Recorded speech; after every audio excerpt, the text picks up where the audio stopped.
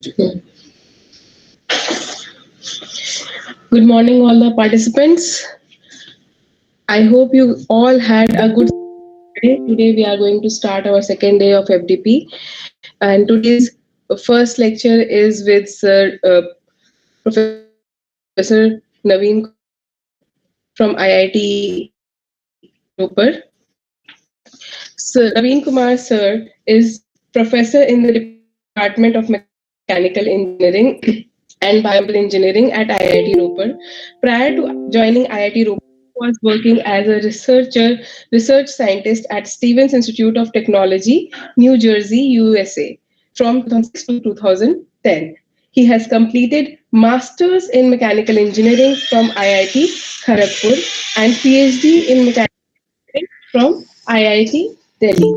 Professor Navin was head of mechanical department at IIT Ropar from 2015 to 2018, and he has just completed his tenure as Dean R&D of IIT Ropar.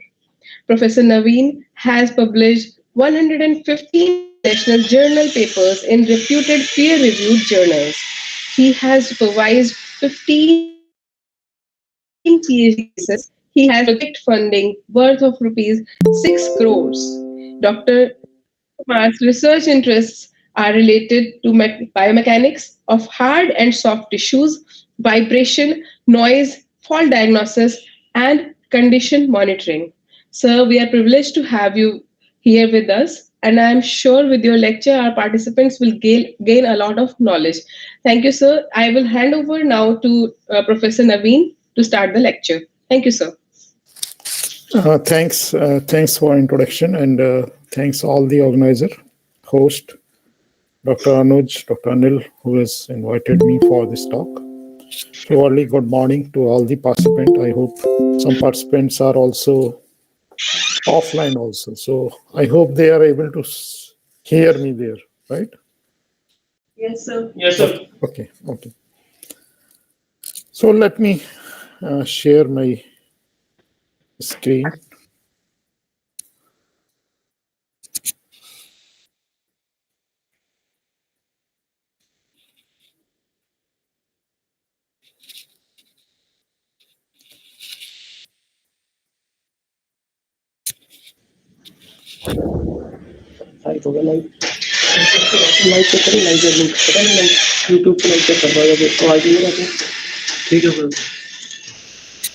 So let me bring it to the presentation mode. I hope you got it in the presentation mode. Yes, sir. It is visible. Okay.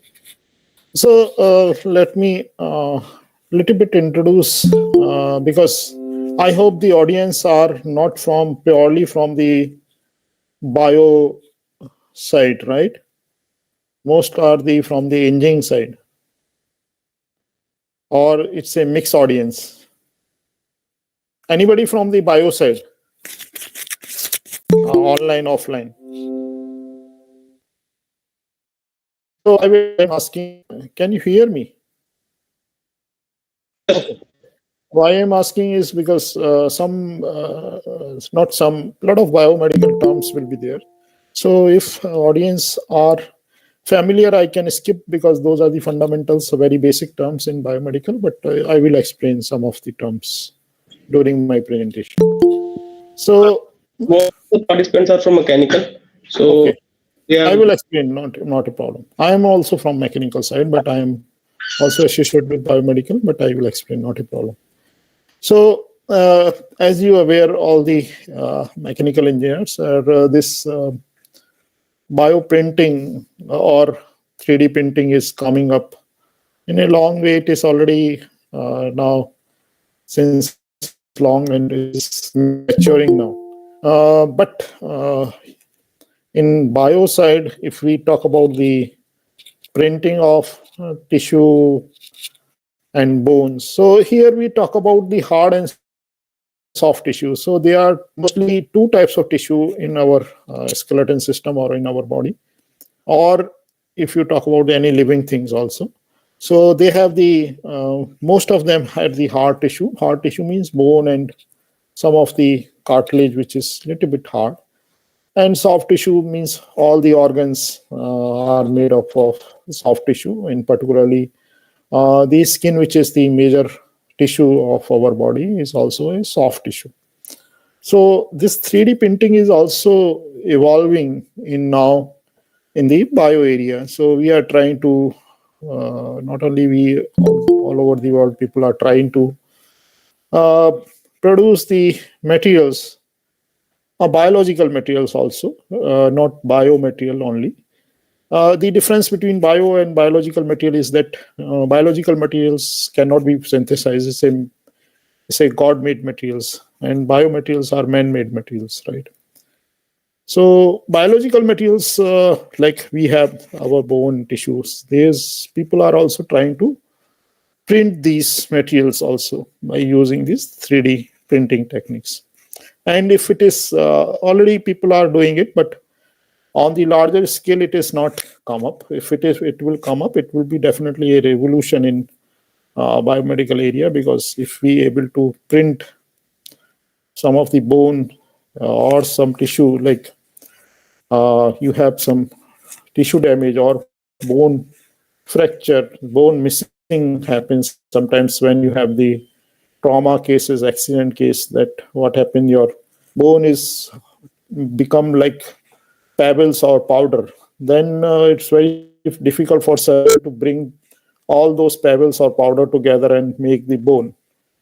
In general fracture, they make it, but in trauma conditions, accident case, the bone is a lot of fine pieces of bones happen. So very difficult for surgeons. Then they need the allograft or autograph, which you may have heard. So they have to bring that and put it in the patient. Excuse me, But yes. sir, are you moving the slides? No, I am not moving. I am on the first slide. So I am introducing the audience because I know the audience may have to understand why we are talking about. No issue, sir. So I will talk about those things, though how we can print the bone and soft tissue. I am here in professor in mechanical as well as biomedical engineering department. This is my lab, which is, we are seeing HASOTOM, which is acronyms of hard and soft tissue mechanics lab. So here, this is the IIT Ropar, those who has not visited. This is located near to Chandigarh, but most of the audience, I think from Punjab, they have seen that. And we are doing good. About these rankings, I know there's not so much meaning, but anyway, those are some of the ranking. And NIRF, we got 22nd ranking this year. Now, this is the first slide. I also teach the course biomechanics here. So this is the first slide, and most of my students or audience are from the engineering side in biomechanics course, particularly from the mechanical engineering. So see here, I also teach the machine design and theory of machine course in BTech. So this slide I also show to them also, that see that we have all those engineering element in our body. But unfortunate is that because our instructor or teachers do not have much idea about the bio side, so they never give those examples. Like when I teach, we used to give the example of pivot joints. We used to give the example of ball and socket joint. We give the example of hinge joints. So these are all the joints are there in our mechanical engineering syllabus, BTech syllabus. But we give this example by showing the pivot joint. If we talk about, we show this lock, or if we talk about the ball and socket, we'll show the plunger flushing. If we talk about the hinge joint, we show this door hinges. But we never give our body examples. We have all the joints, like here, the neck joint, we have the pivot joint. If we talk about the hinge joint in elbow, we have this ball and socket. Our shoulder is connected through the ball and socket. So these all are there in our, all of us, each of us has these. But unfortunate thing that we are a little bit allergic to from the bio side. But this can be also, a student can understand those joint as well. Not only joint, see those, we have these arms which is attached at one end and free at other end. They are cantilever, they are work as a cantilever when you are lifting a load, right? So we can give them examples, these examples, they can connect it. Otherwise, so much of allergy between the bio and mathematics side that very difficult to see these students. See that now, this is a femur bone, this is the largest bone in our body. So see the loading conditions. So our full body load is coming not only in the compression, tension, shear, torsion, bending, all the forces are coming on our bone. But we never give these forces example to them, and they are really, our bone are coming across such a mixing of such a load, but they are sustain it. So they are beautifully designed. In fact, they are the optimal design, which is evolved over the hundred and thousands of years. So they are the best examples. Like we give this example in, I think, the 6th, 7th standard or 5th standard, the lever. But after that, we never connect to the students about this bio side. I think which is very important if those who you are from the academic side give these examples so that they can connect with the bio side and they can understand why bio or biomechanics is very important for the engineers. So I'm coming to, this is just a basic slide for creating the awareness. Now I will come to this, what is the 3D bioprinting. So see, this type of printing, bioprinting, is a little bit different from the 3D printing, which is we usually do for these particularly the metals or the polymer. But here we have a little bit different way. Of course, this is also a layer by layer process. So we'll define some of the basic, and then we also define some of the different types of 3D bioprinters. They are different types depending on your requirement. And then what is the basic tissue engineering? And some of the applications, we'll talk about the tissue bioprinting and bone bioprinting.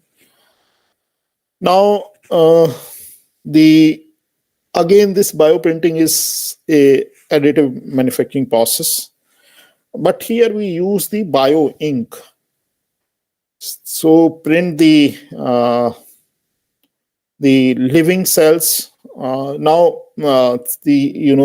have all different type of cells are there in our body, and these cells are the basic building block or basic element of to develop the tissue at the cellular level or at the tissue level. And then we have to add some more materials, right? So of course it's a layer by layer making process.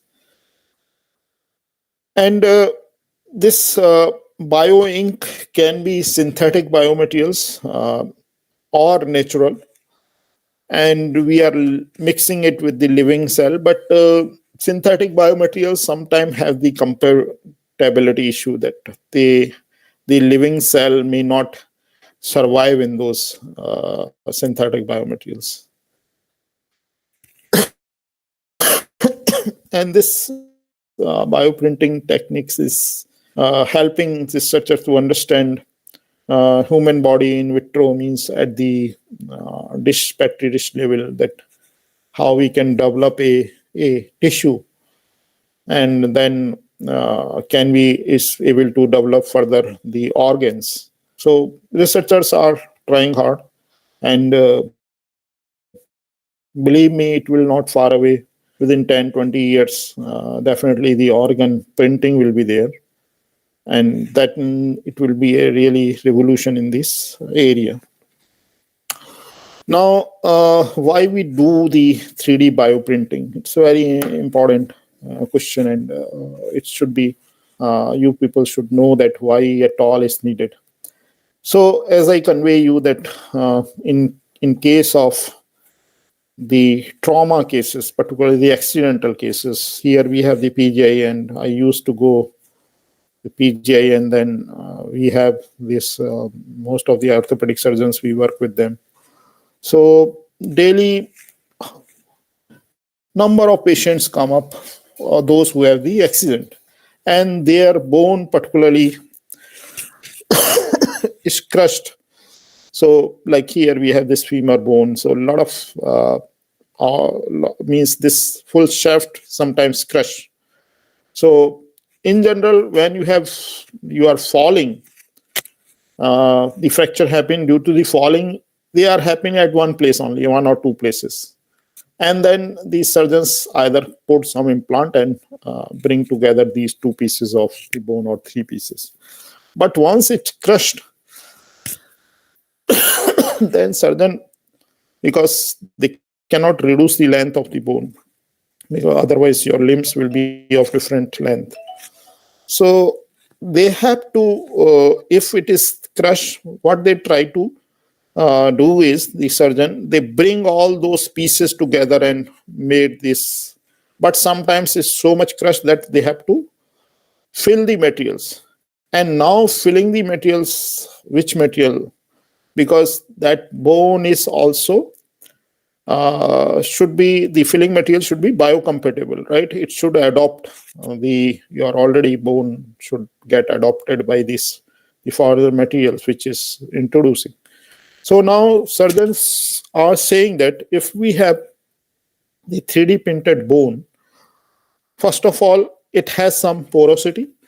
Second, that we can tailor it, the size and shape, whatever the cavity which is has to be filled. So these are the places where the surgeon need this 3D printed as per their customized way of introducing these bone materials in these during the trauma cases. In trauma cases, a lot of places that happen, the skin, because of the rubbing on the surfaces, the skin means about 5-10% skin come out. Then you have to put those skin on these surfaces, otherwise the chances of infections are very high. So surgeons, particularly the plastic surgeons, are needing the skin to put it those places, not only the trauma cases, but also the burning cases, or sometimes in cosmetic surgery, these skins are needed. So now scientists are trying the skin tissue, which is the largest tissue in our body. Then muscles loss also happen during this trauma conditions. So these can we grow some muscles and then put it back to the human, grow in the lab or a petri dish, and then put it on the human. That type of research is going on. People have already succeeded in those type at the petri dish level, but at the bulk level, still some challenges are there, which is still researchers are trying. And then the pharmaceuticals, that if we try to see the drug, then can we make natural biomaterials at the petri dish and see that how the drug is behaving with those living tissue or cell. That can be also, these pharmaceutical companies are very interested to see, because on animal or on human trial, it's very difficult to see, because nowadays also animal trials. Again, some foundations are coming. So if we talk about the 3D bioprinting, say organ or say hard or soft tissue bioprinting, then how we do with it? So here I'm showing just very crude or very shortcut of the 3D printing. So what we do is we have this CT or MRI image, like here. This image is the pelvic bone image, is the spine bone. So here this is a pelvic and the back end of the pelvic and the spine. So here we can have a CT scan of that organ or that bone, or we have the MRI. The CT scan or MRI give us the 3D view, right? Whereas the X-ray don't give us the 3D view. If you can stack together those X-ray images and then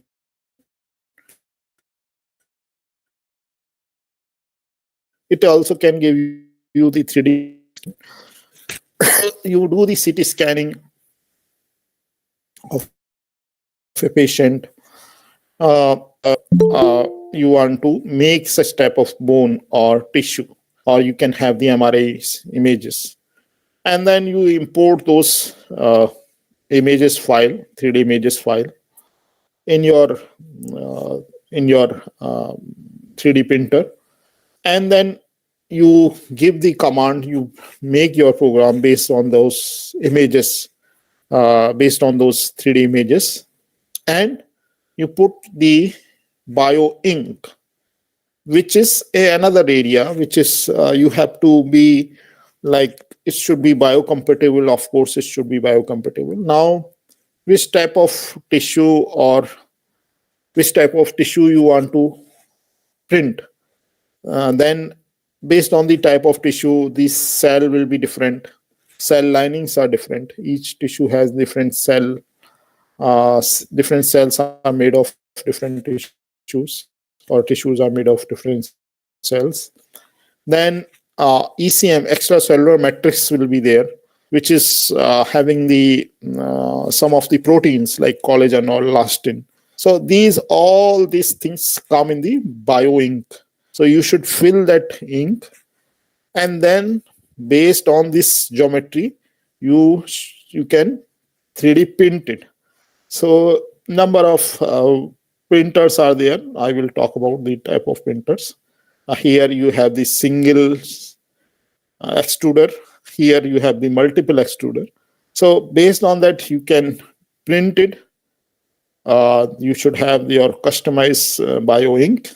And then these type of some of the, like here in the back, you can see a small tissue has been printed, as well as here the one ear synthetically has been made. So such type of organ or tissue can be 3D printed.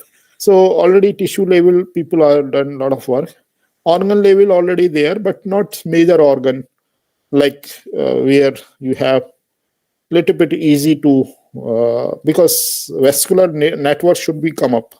Once you implant with the patient, then all the blood vessels should be come up in this 3D printed tissue. So that is also a challenge for the researcher, whether the vascular network will come up there in the 3D printed. So that's how this 3D printing of the biomaterials are generally happen. Now, as we talk about that, there are different types of 3D bioprinting techniques. In general, also that the 3D printing, we have different type of printer. But here we have a little bit different, because here the major thing is that we cannot have very high temperatures, because these, if you are talking about the living tissue or the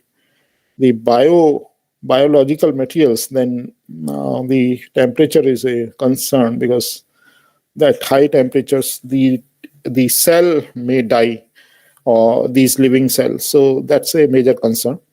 Anyway, I will talk about the inkjet, the laser, the extrusion. These are the three major way of printing this tissue, biological tissue or bio tissue. If we talk about the inkjet based bioprinting, so here in most of the these printer we have to make ink, and this in particular in inkjet it should have low viscosity,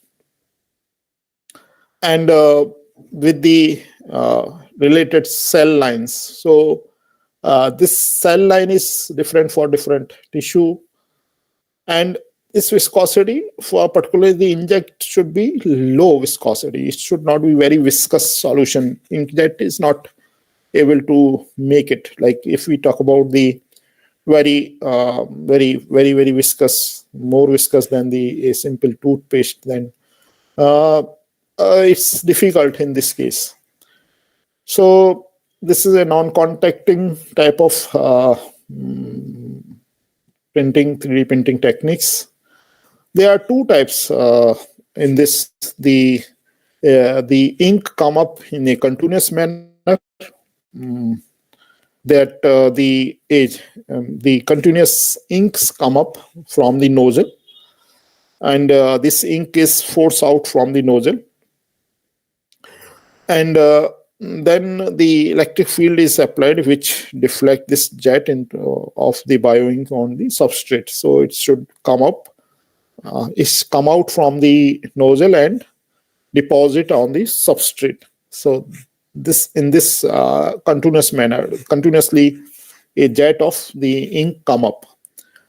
But on drop on demand, here in this the drops comes out. So it is not always in bio printing. It's not always desirable to have the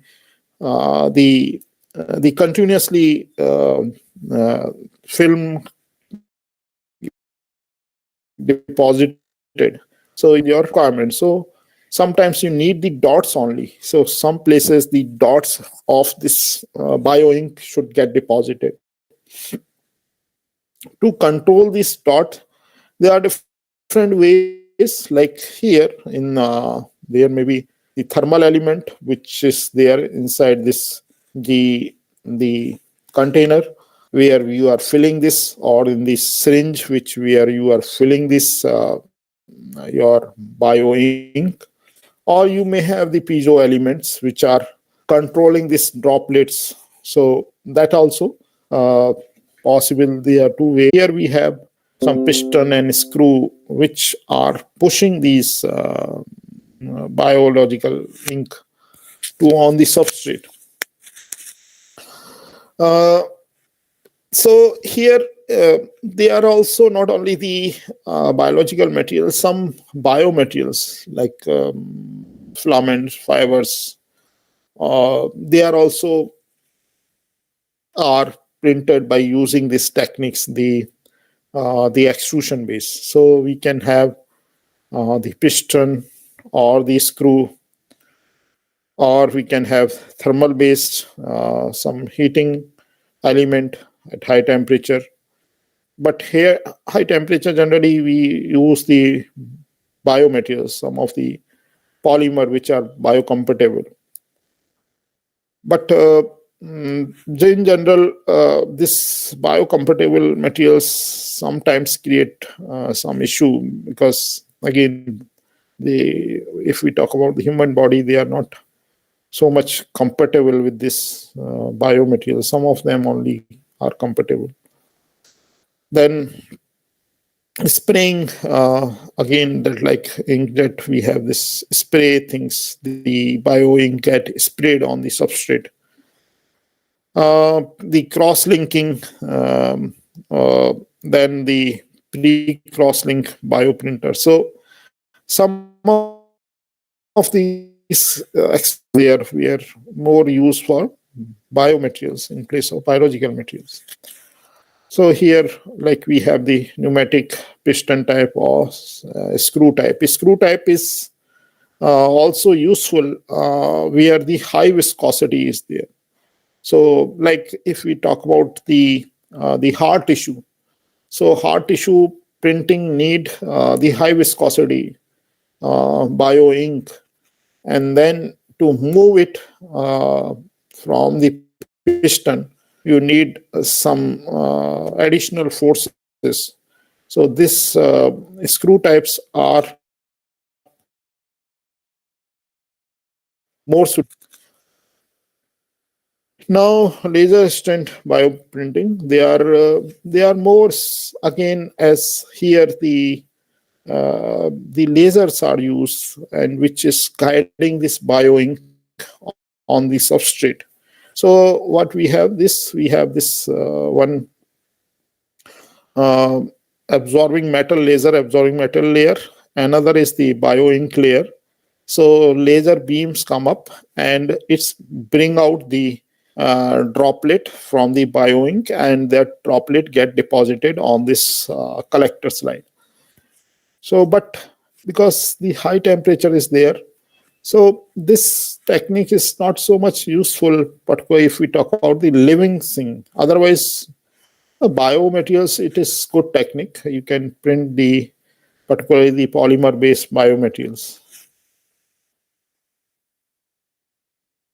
Okay. Now, what is the basic of tissue engineering? Because now we have talked about this, that the different types of printers, but is it only the printer or only the ink? And if it is ink, then what are the constituent of this ink? So the constituent of the inks are these, as I convey you, that has the living cell. They sometimes have the living cell also. They have the ECM, extracellular matrix, which consists of the collagen, the protein, and the elastin. These are the two major elements through which our organs are made up of, right? Like elastin, if we talk about this, our skin is made more of this elastin. If we talk about the collagen, our bone also has the collagen. All the tissue has the collagen. Collagen is one of type of the protein. Then we have the cell lining. So say we want to develop a skin, then we should have a different cell lining. And if we want to develop the develop the bone, then we have the osteocytes, which are the bone cell. Similarly, the muscle cells are different, the heart tissue cells are different. So different depending on the which type of organ or tissue you want to print, then the type of cell lining you have to put it. So some type of the cell linings are available in the market. And then you have those made the ink out of it, right? And then you have to construct the scaffold, right?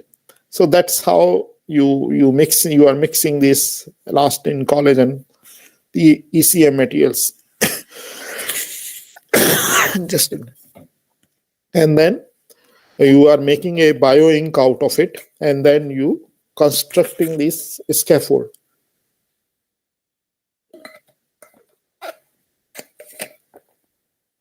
Now, as I told you, you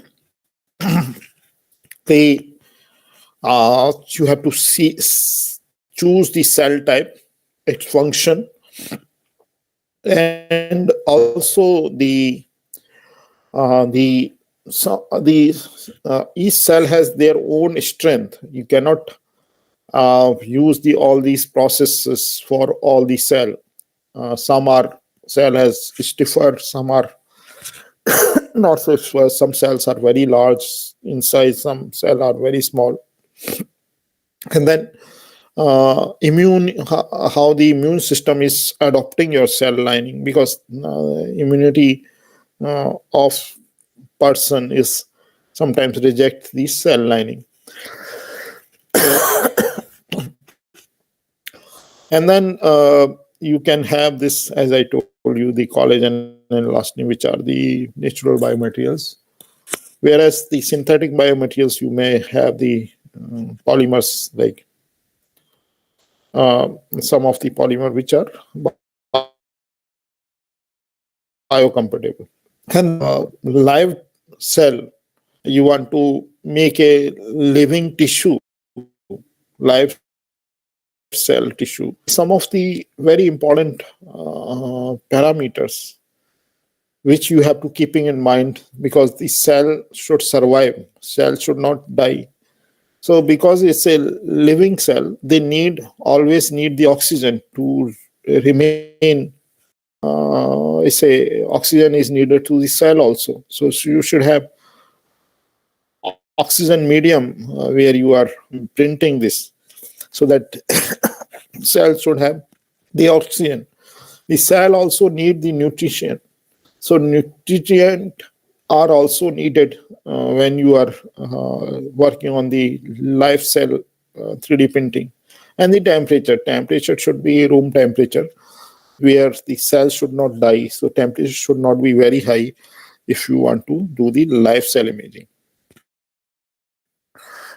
So now, what are the bioinks? As I conveyed that these are the natural or synthetic materials, like synthetic polymer. They are chosen based on the biocompatibility and rheological property, because as I told you that viscosity, how much viscosity is there, it's very important when you are printing the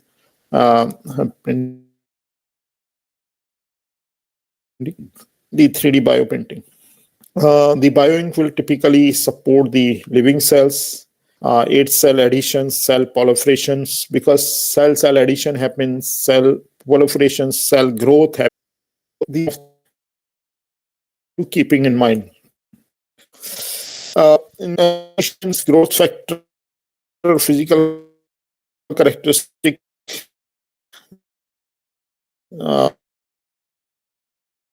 those are keeping in mind when you are choosing. And then also the cell viability, the printability, the bioink can be printed, it should not be low viscosity.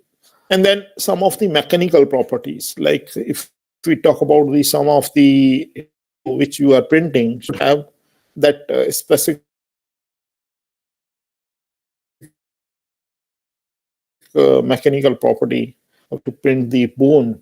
Then you should have the sufficient strength or the rigidity or the elasticity of the bone, because bone has all those properties. To keeping in mind that your printed structure should have those properties. And so it should be very much, you should understand that it's not a standalone material, bioink. It's consists of a lot of materials which you incorporate in these, so that put not only the living characteristic, but also the engine characteristic to these materials when you are fabricating. Sorry. So some of the features of the 3D bioprinting of the, if we talk about the human tissue, like printability, we should have some of the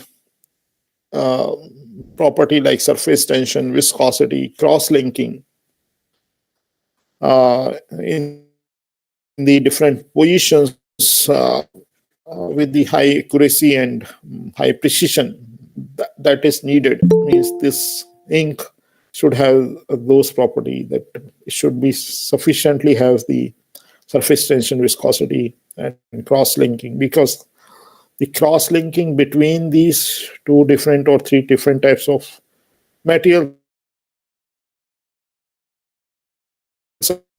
are needed in the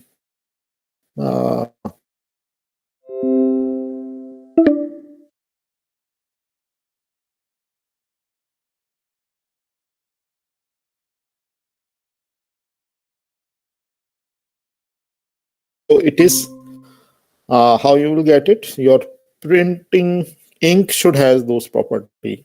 Those constraint of this, your printing ink should have those property. So, and material biological materials like elastin, collagen, decellularized extracellular matrix, fibrin, gelatin, they have their own advantage and disadvantage. Just a minute.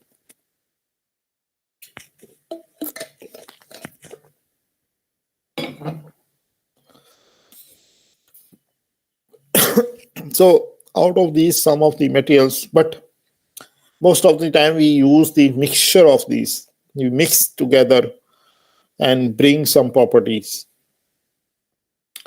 Like synthetic biomaterials, like polyethylene glycol, polylactic glycolic acid.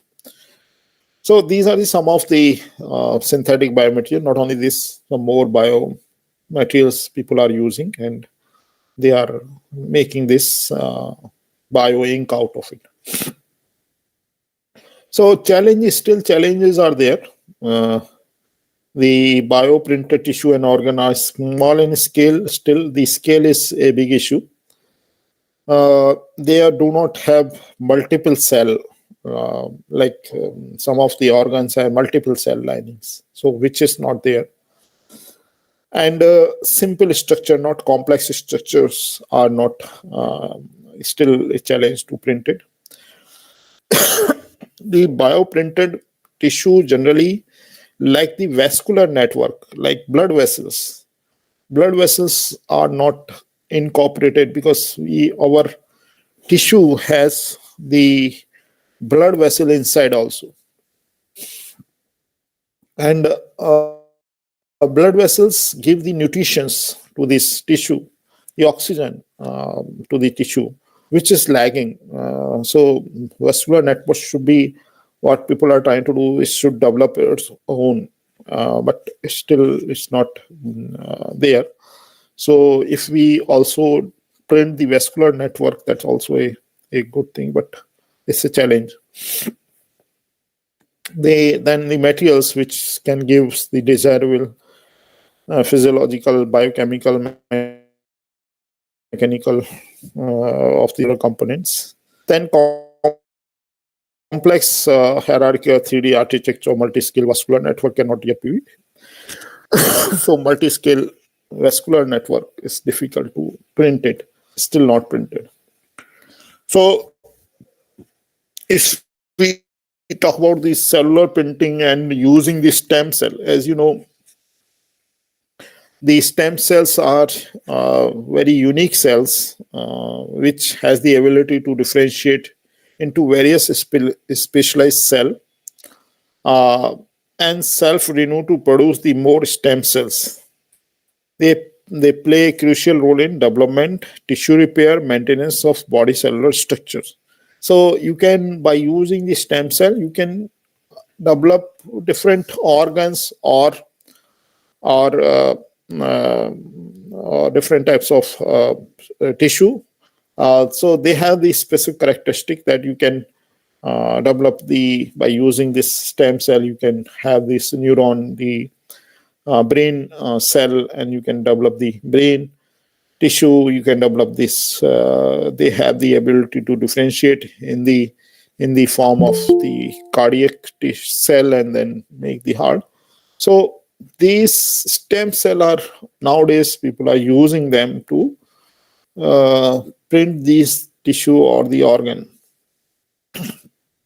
These are primarily two types: the embryonic stem cell, and then the adult stem cells. I'm not going in detail, but these stem cells are there in our body, and scientists are trying to use those to replicate particular tissue. again stem cell. I'm not going so much.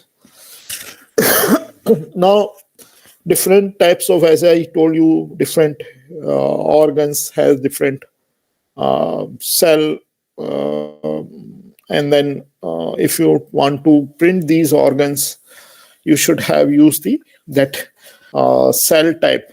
Like if we talk about the cardiovasculars, then embryonic stem cell, you can use the mesenchymal stem cell, you can use the cardiac perogenerator stem cells. So these, based on this, which type of tissue or organ you want to print, you have to choose that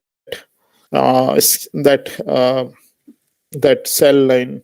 Like if you want to print the skin tissue, MDCK cell are there, epithelial progenitor cells are there. So these cells, some of these cell linings are available in the market, some are not. Some people are extracting these cell linings from this living. Once you have those tissue, you can extract it, but it's a difficult process.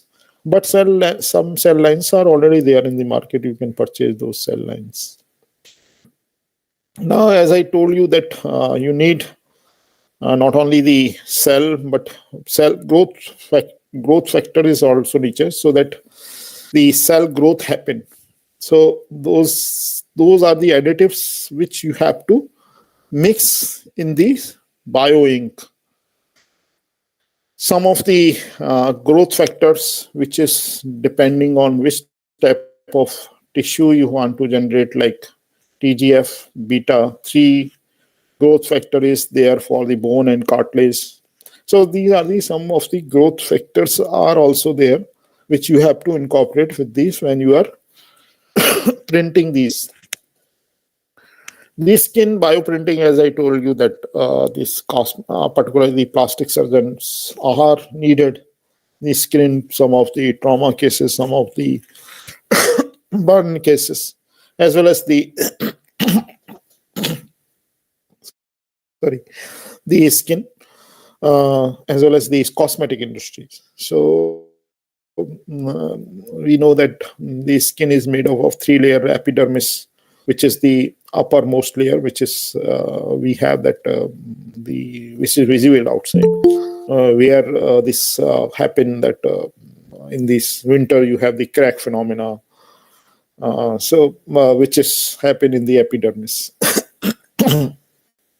This skin bioprinting and skin, it's a big, very big funded area, because a lot of cosmetic industries are needed.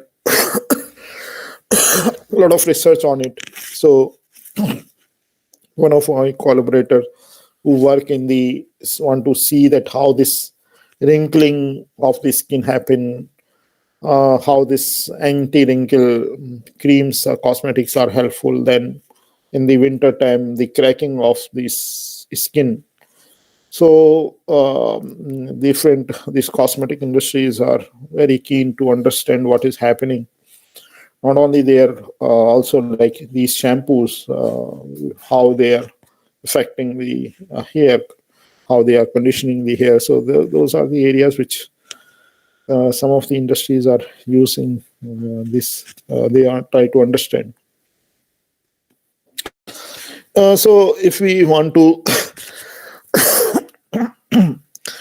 develop a skin, again, it's a pictorial representation. It's a difficult process, not like you can develop but already market is in there. The bioprinted skin is there in the market, but not in large number, and also not so much biocompatible. So you should have the cell lining, different type of cells are there. You should have this, the protein, the gelatin, some of the polymer materials. You make these bioprint, and then different based on this, whatever the 3D printing techniques is there. Based on that, you can print these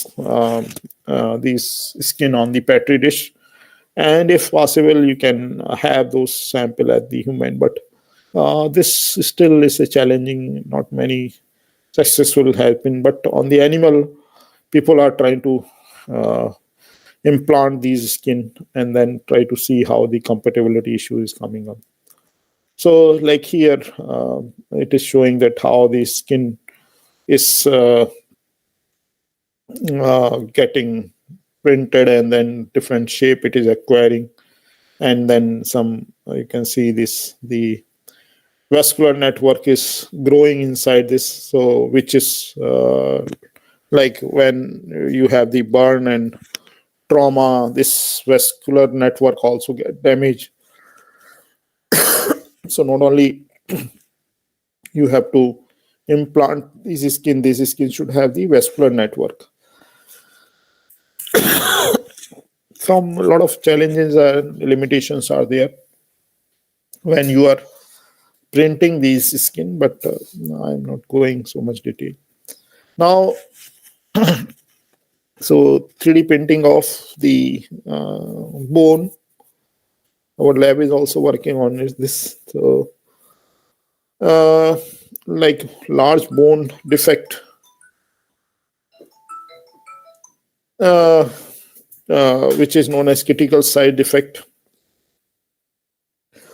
So here you need some bone materials on autograft or allograft to compensate those bone loss. So here what we do is we should have those cell lining osteocytes, we should have some growth factor, we should have some biomaterials, like we should have the proteins, and we mix together making the bio ink, and then using this. Now here the printers are a little bit different because the viscosity is very high in this case. So printing of the bone is altogether different from the printing of the tissue or the soft tissue.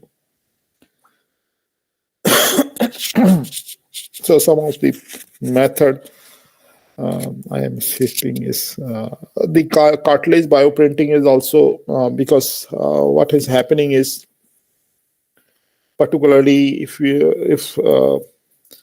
have the osteoarthritis, then this cartilage damage happen. The cartilage, which is a soft material which is remain in between two bones, particularly in the knee.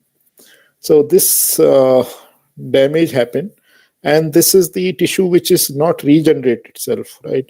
So once it get damaged, it's not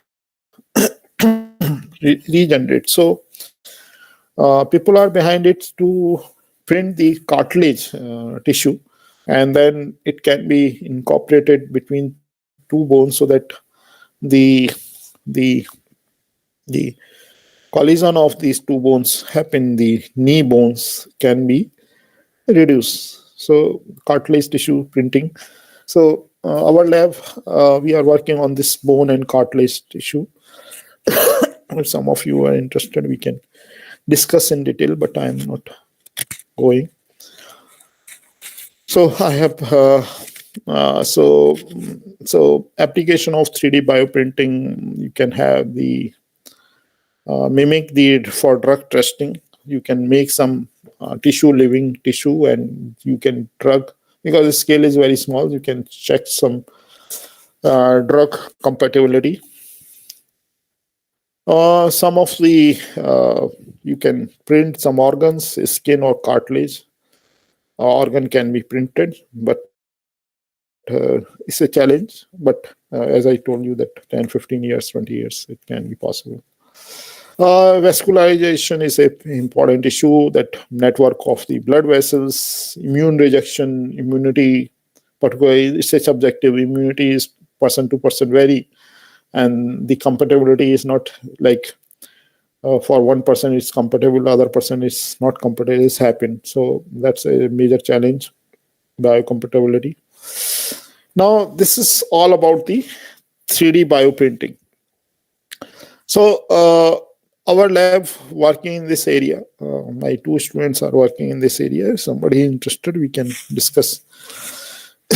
But I will show you some of the work which is not related to bioprinting. Dr. Anuj, if we have some time, we can have that. I will show you some of the work if we have some time.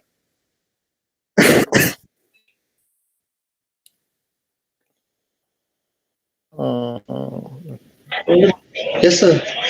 Okay, so I quickly show you something. Let me bring.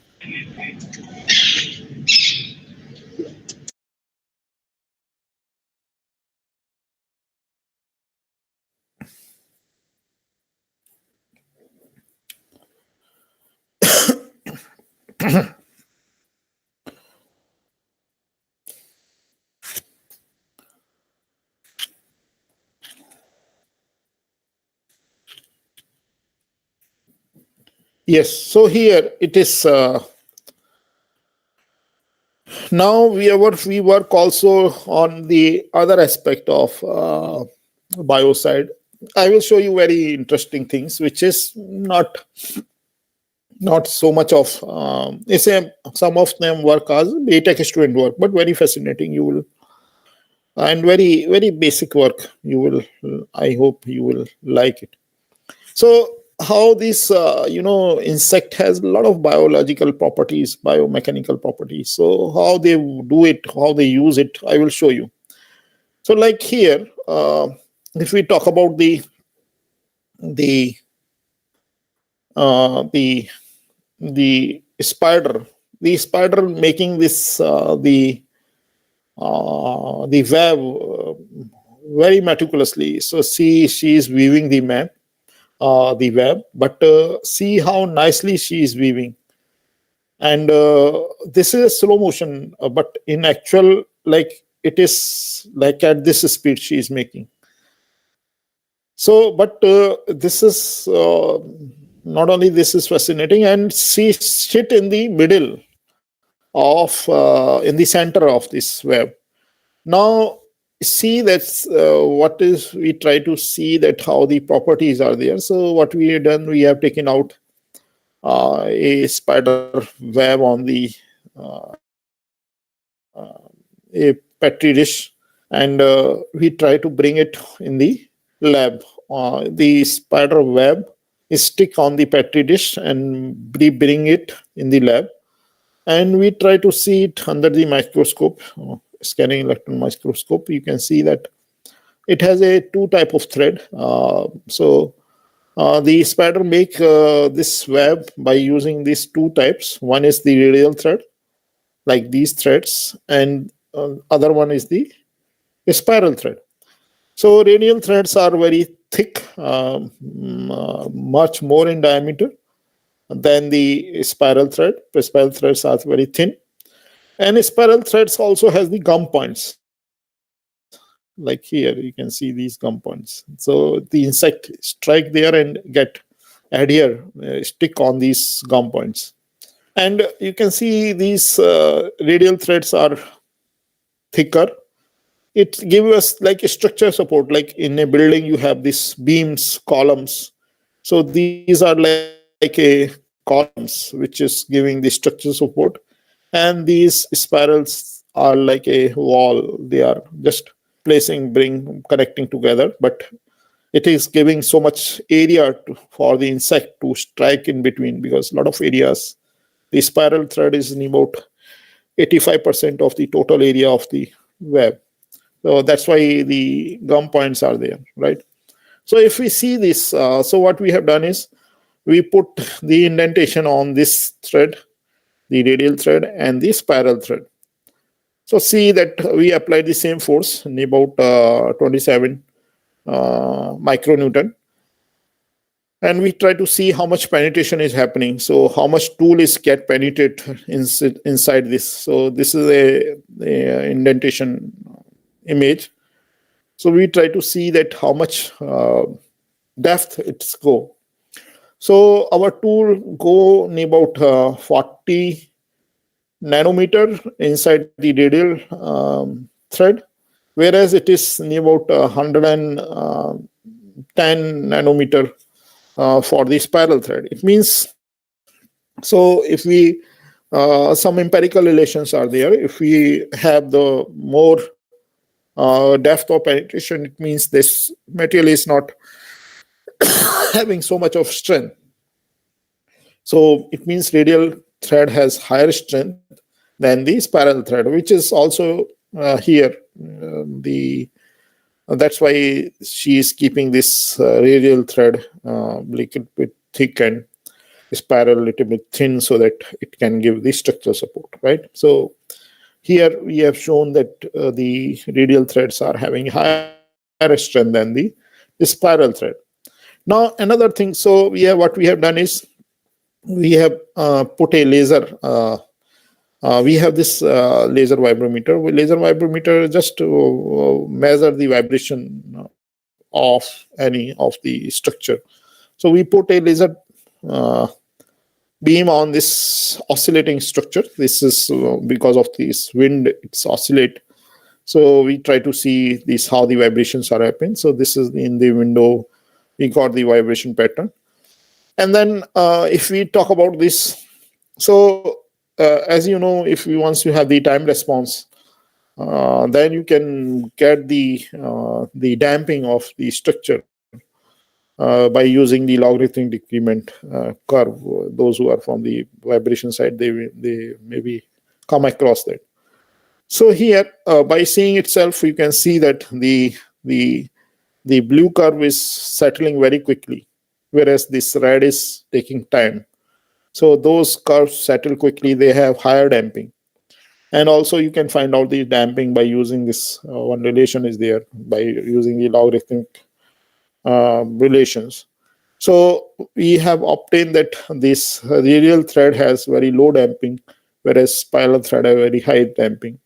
So here, if we see again, so the radial thread has very high strength but low damping, whereas the spiral thread has very high damping but low strength.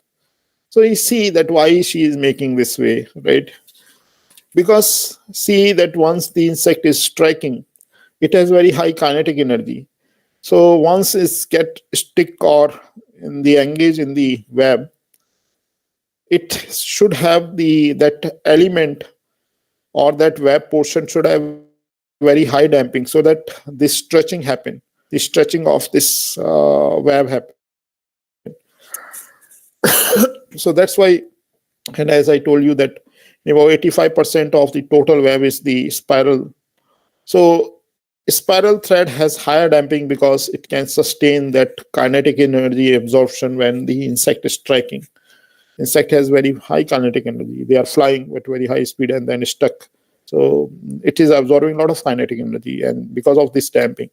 Whereas the structure support provided because of this, they have the higher strength. Here the strength is needed, not so much damping is because the elongation or stretching of this radial thread is not so much. So see that how this nature, she is weaving at such a high speed, but meticulously keeping those elemental property, keeping in mind, she is weaving differently the radial thread than the spiral threads. So that's how this insect do its own. And these are the work of my BTech students. These three were the BTech student, and this Rakesh was my postdoc fellow. So he has written this paper, but work done by these BTech students. Sometimes BTech students do also very good work. And this work was some of the Times of India. We got this news. But now see that how, so some of these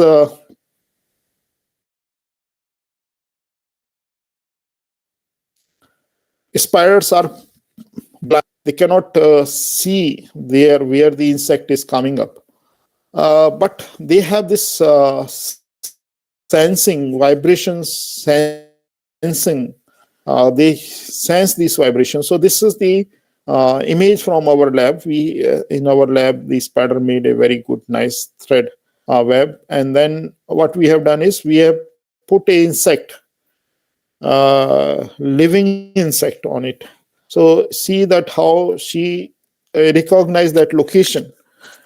So she will not go here and come here and go there and come there to locate that insect. She was getting signal.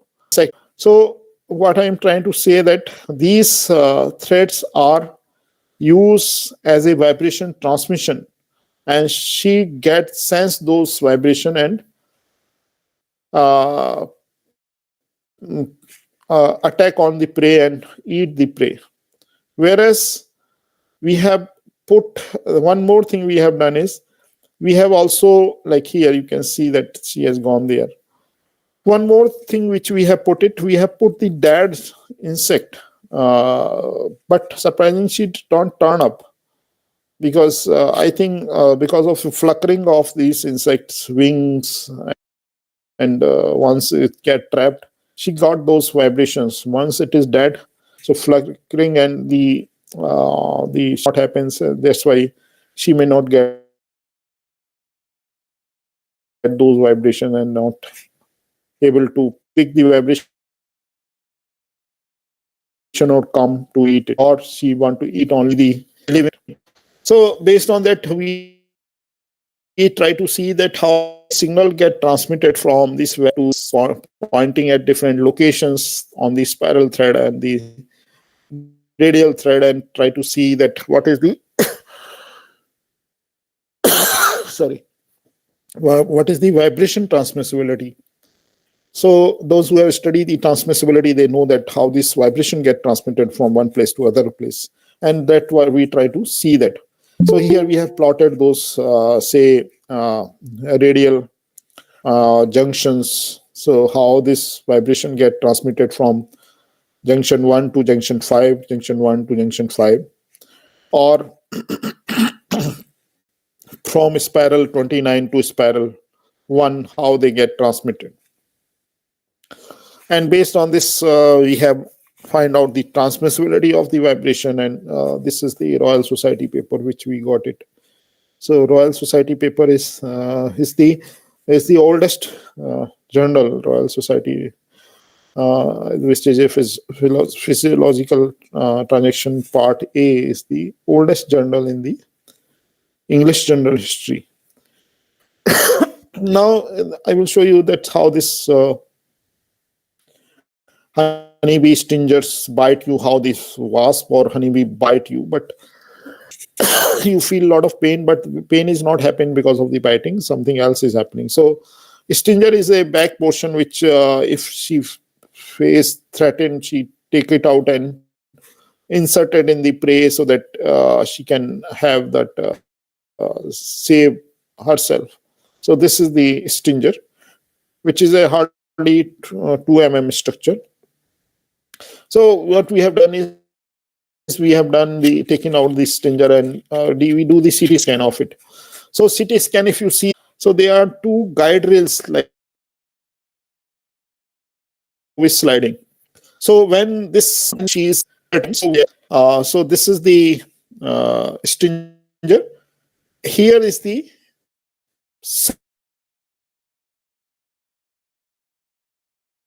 of the poison or venom. So here that fluid flow, once what she do is very beautiful mechanism. So here there is a path from, so here there is a sac or bag which filled this poison. So what she do is when she get threatened, she slide the upper lobe. So upper lobe slide on this base lobe, which has this like rail track like a structure. So upper lobe slide on this rail track structure. Because of this sliding, the negative pressure get developed here. Because of this negative pressure, the fluid or the poison or the venom, which we say, flow from here, from this end to distal end or the orifice, which is opening here. So that's how this the venom flow from this bag to the prey. So that's a beautiful mechanism. this sliding, only this through sliding, they are creating the negative pressure, and then the venom getting inserted in the prey.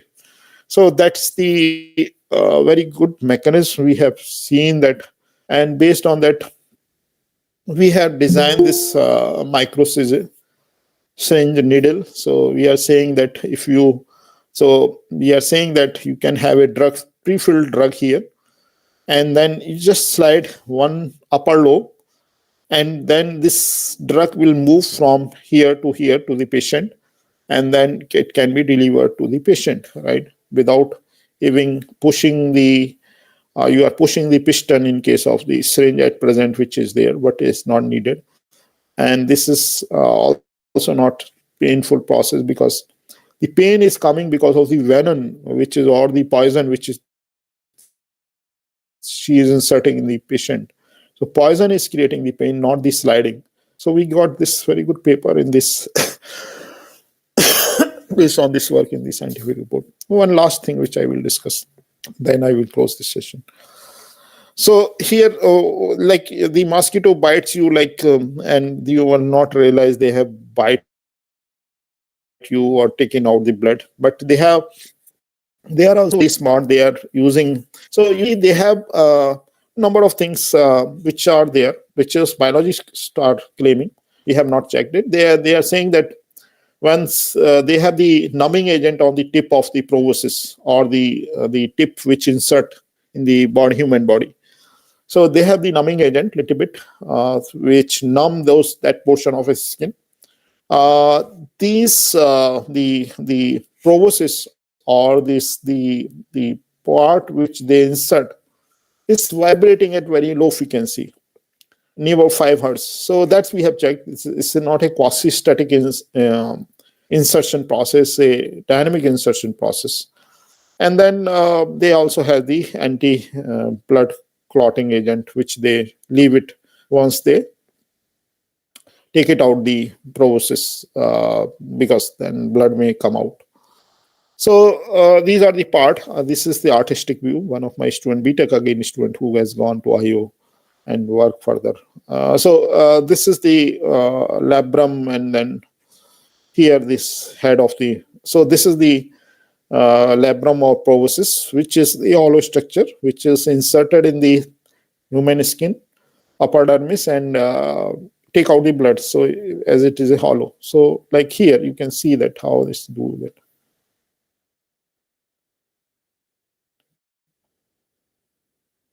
So here you can see that it's so see that it's not a quasi-static. It's not just steady. It's just shaking also, which is near about 5 hertz frequency.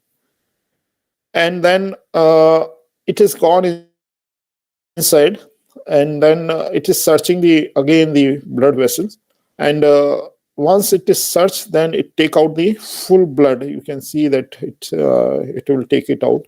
So that is how they do it. So it will take out full blood from this. You can see that it has taken out full blood. So that's the beautiful mechanism they do. So what we have done is we have taken out some of the proboscis from this mosquito, and try to see that. So this is the proboscis, which is hardly about 60-70 micrometer long. So what we have done is we have now taken about 100 point on its surface, and on this we have tried to do the indentation, or not only the quasi-static but also the dynamic. So we want to see its property, why this is inserted in the human skin and you are not feeling any pain. So we try to do that. So this is the once we find out all the property, like here at this point, each point we got this modulus of elasticity, and then we mapped it on this surface, right? So from here, 100 points is a map of 100 points. So then you can see that how this modulus is varying. So see that here, this is a modulus is very low, about 0.01 or 0.02, whereas it is high, 0.3 gigapascal. So we were surprised. We were thinking a tip is very, very hard, whereas the distal end is soft, but it's the other way. So you see why it is so. So this tip is which is near about 0.01 or 0.02 gigapascal, near about 200 or 300 megapascal range. They have sufficiently have the strength to penetrate the skin. So skin modulus is still less than this modulus of the tip. So it is higher than this skin modulus. So that's why this is not so hard. So it still can penetrate. But here this is the harder material, because once it get inserted, this needs some stiffness here. These are the stiffness element, because if you they will insert it and it may bend. So to stop the bending, this end is little bit stiffer, little bit hard, so that the bending should not happen. So this is the beautiful structure or anatomy of this mosquito proboscis. And they have little bit bulging also on this side, like corrugated structure. So it increase the stiffness. You may have seen that in the tin shed you are making the corrugation. So bring the